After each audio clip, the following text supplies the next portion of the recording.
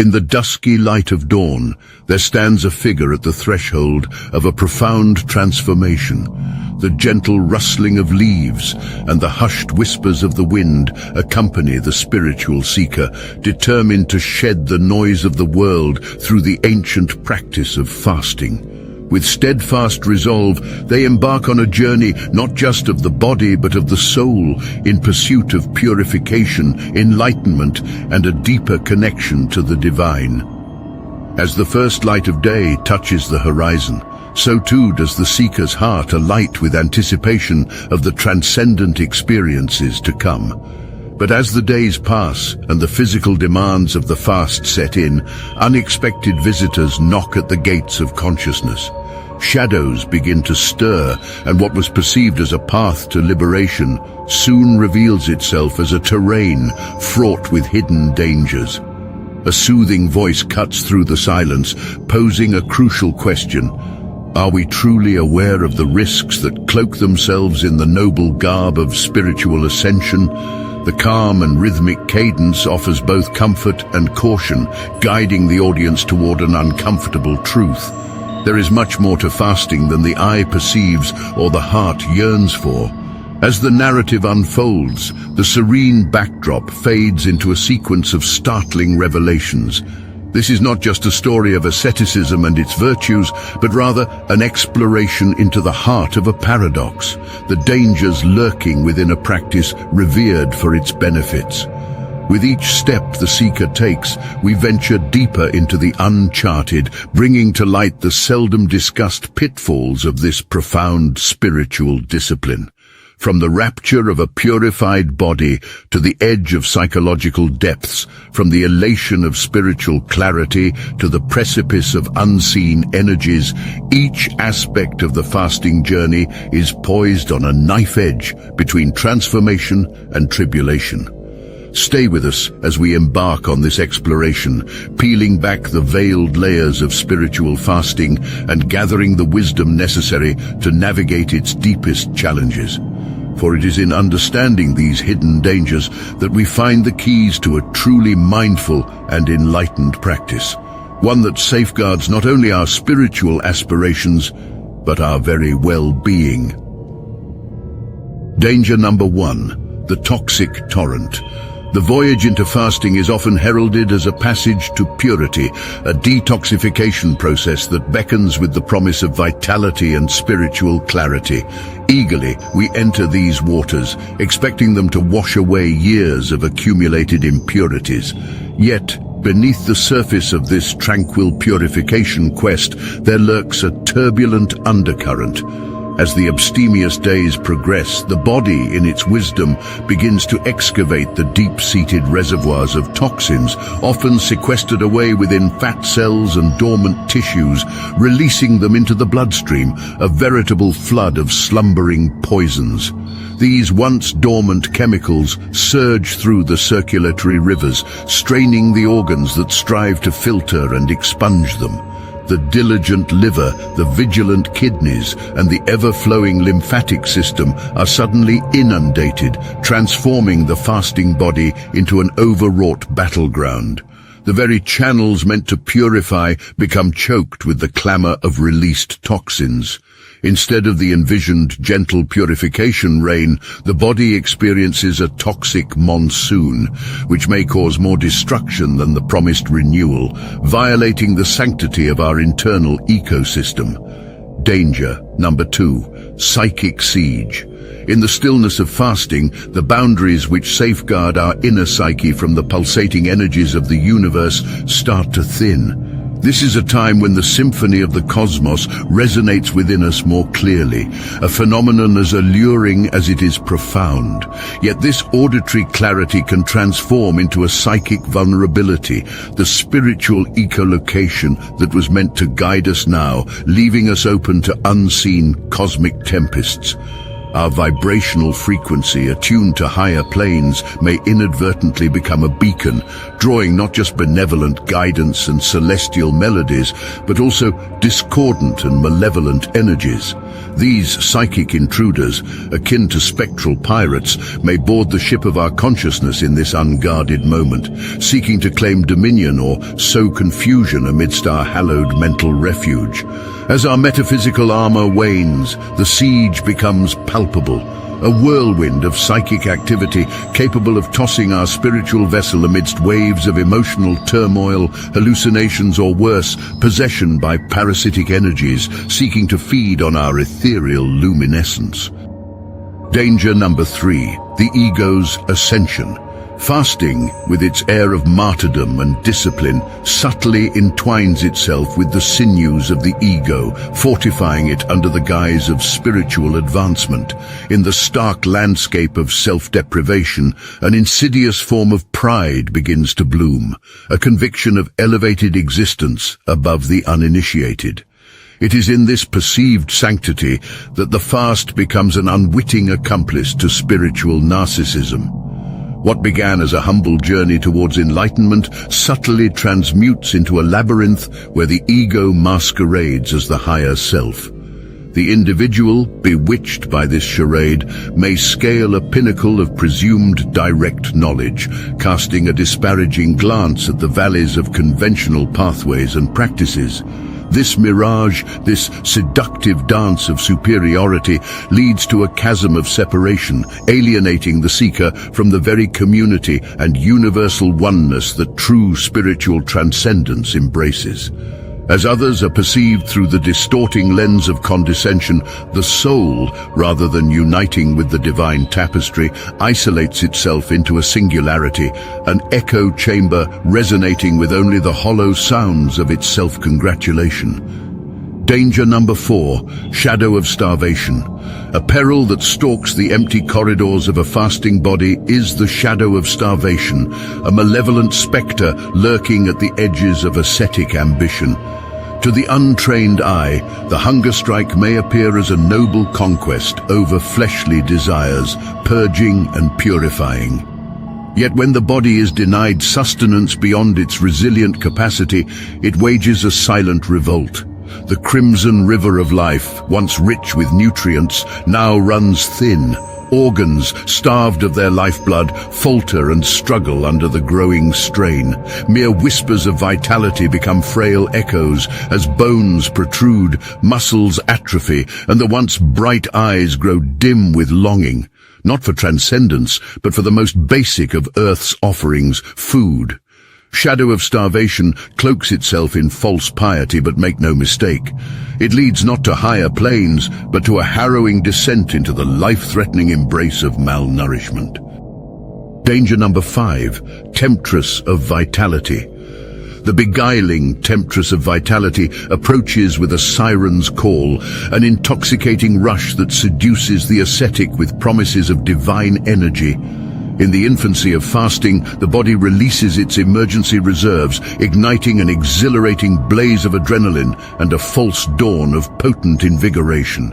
Entranced by this ephemeral surge, the seeker might transgress their physical limitations, mistaking this fleeting vitality for a sustainable strength. They dance fervently in the flames, soaring toward the sun, until without warning, the inferno consumes itself. The body's reserves empty, the dance halts, and the seeker plummets into an abyss of profound depletion. Exhaustion seizes their frame, an oppressive force that smothers the fiery promise of boundless animation, leaving only the charred remains of collapse. Danger. Number 6. The chronic conditions reprisal. A danger insidiously woven into the very fabric of one's being is the chronic conditions reprisal. Health maladies that typically hum in the background, part of life's complex sonnet, can transform into dissonant thunders at the onset of a fast. Diabetes' delicate scales of insulin and glucose are thrown into disarray.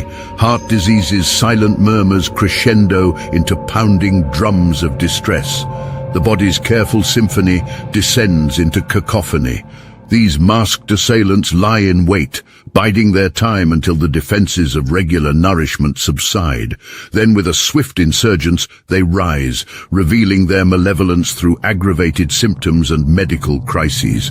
Their carnage is stealthy, manifesting as sudden onslaughts or quiet deteriorations, but both herald the ruinous cost of neglecting the equilibrium of a fragile body system during the trial of fasting. Danger number 7, the fasting-induced hall of mirrors. Enter the deceptive realm where the austerity of fasting conjures a labyrinthine mental hall of mirrors, reflecting and distorting the inner workings of the seeker's psyche. This is a place of profound confusion, where the echo of one's footsteps becomes a disorienting sonata, and the walls breathe with phantasmagorical life. The fasting mind, hungry for revelation, begins to feed upon its own mirages, succumbing to the intoxicating allure of heightened spiritual states. In this bewitched palace of the mind, gilded visions of transcendent beings and mystical landscapes shimmer with beguiling authenticity. Yet they are elusive spectres, tantalizing the seeker with the promise of divine discourse, while in truth they are but the whisperings of an enfeebled and hallucinating mind. The fasting-induced delirium blurs the lines between sacrosanct experiences and treacherous hallucinations, ensnaring the seeker in an ornate dance of illusions, where delusions don regal crowns and masquerade as truth. Danger number 8, emotional amplification gone awry. Tread softly upon the scorched earth where emotional tumult reigns, as fasting not only purifies the body, but also ignites the dormant embers of suppressed sentiments. The forge of self-denial becomes an inferno, and past wounds, once bandaged by the routine of daily sustenance, become exposed and inflamed. Ancient angers erupt into volcanic fury, sorrows swell into torrential floods that threaten to sweep away the pillars of inner peace, and anxieties unfurl like the relentless storm winds, intent on uprooting the serenity painstakingly cultivated in calmer times. The fasting practitioner, seeking solace and self-mastery, instead faces an uprising, a sprawling battlefield where the ghosts of unresolved emotions march in lockstep, each more ferocious and demanding than the last. The relentless cavalcade overwhelms the seeker's defenses, and the noble quest for enlightenment is besieged by a chaotic barrage of internal strife, the inner sanctum, now a theater for emotional catharsis gone astray. Danger number 9, the descent into loneliness. The journey here descends into the shadowy valleys shrouded in the mist of solitude, where the profound silence of fasting forges a somber chasm between the seeker and the world they once knew. The shared laughter and camaraderie that once tethered them to the tapestry of human fellowship recede into the muffled distance. The seeker's words, once bridges connecting kindred souls, now fall into the abyss, unheard and misunderstood. Their very presence becomes phantasmal, a spectral being haunting the edges of communal bonds, watching the tableau of life unfold with desolate eyes. The once cherished communion with the self morphs into a mournful lament, and the seeker's heart aches for connection, for the simple grace of a shared glance, a nod of understanding, an embrace devoid of explanation. Yet they find themselves in a barren wasteland where empathy's nourishing streams have dried to dust. And the seeker's spirit, parched for the touch of another's soul, languishes in the desolate expanse of isolation. The fasting journey, meant to be a transcendent flight, becomes a solitary confinement within the cold sepulchre of the seeker's own making, an odyssey not into illumination, but into the hollow echo chamber of abject loneliness. Danger. Number 10. The grounding gone missing. Imagine yourself as a celestial voyager, tied to Mother Earth by a silken thread of spiritual essence. During the sacred rite of fasting, it is as if this thread frays, loosened by the detachment from earthly sustenance. Suddenly, you are an astronaut unbound from the spaceship, drifting into the vacuum, buoyed by a sense of freedom that is as intoxicating as it is perilous. The grounding gone missing sweeps you into an alluring orbital dance around the metaphysical realms, high above the grounding humus of terrestrial life. Yet with this ascent comes the dizzying realization that the world below, with its intricate tapestry of life and matter, begins to fade into obscurity. Every unmoored day undermines your ability to walk the tightrope of daily reality. Tasks that once felt solid in your hands slip like mist through your fingers. Your vital connection to Gaia withers in the weightlessness of your fast, leaving you adrift, suspended in a state of existential vertigo, yearning for the pull of gravity to escort you back to the familiar embrace of earthly existence. Danger number 11. Ego death or ego trap. In the stark silence of fasting, a stellar transformation commences. The ego, swathed in its customary regalia of identity and desire, seems to disintegrate, its particles scattering to the cosmic winds. This metamorphosis promises the revered state of ego death, the gateway to an unfettered spiritual horizon. But beware the cunning chameleon that is the ego trap. As you step back from the world of plenty, the ego, rather than diminishing, adeptly dons a cloak of spiritual invulnerability. Paradoxically, the very deprivation meant to dismantle the ego's fort is now converting it into a citadel of superiority. You stand on a precipice, believing yourself separate from and superior to the throng ensnared by worldly appetites. What was a humble fast morphs into a proud banner of spiritual elitism, a deception of transcendence that places you in a gilded cage of solipsism. This trap, clever and undetected, ensnares you in a reflective loop where self-denial reinforces self-importance and the mythical ego death slips quietly away into the shadows of spiritual self-aggrandizement. Danger number 12, shadow work ignored. In the hollow stillness that envelops a fasting soul, a different form of neglect occurs. It unfurls like a thick fog across the inner landscapes, a dangerous oversight called shadow work ignored. Fasting, for all its worthiness, is not the panacea for the unexplored caverns of the psyche, where darker facets of being and fragmented shards of self lie in wait. These shadows, the wrathful dragon of anger, the lurking gargoyle of guilt, the shapeless bogey of fear, demand confrontation, a duel of introspection that fasting alone cannot provide. However, seduced by the visceral clarity of an empty stomach, you may skip the igneous passage through the dark forest of your own soul. Unaddressed, these shadows grow in power and cunning, ready to seize control in moments of weakness or fatigue. They twist your perceptions, taint your emotional responses, and dare to eclipse the purity of your spiritual practice.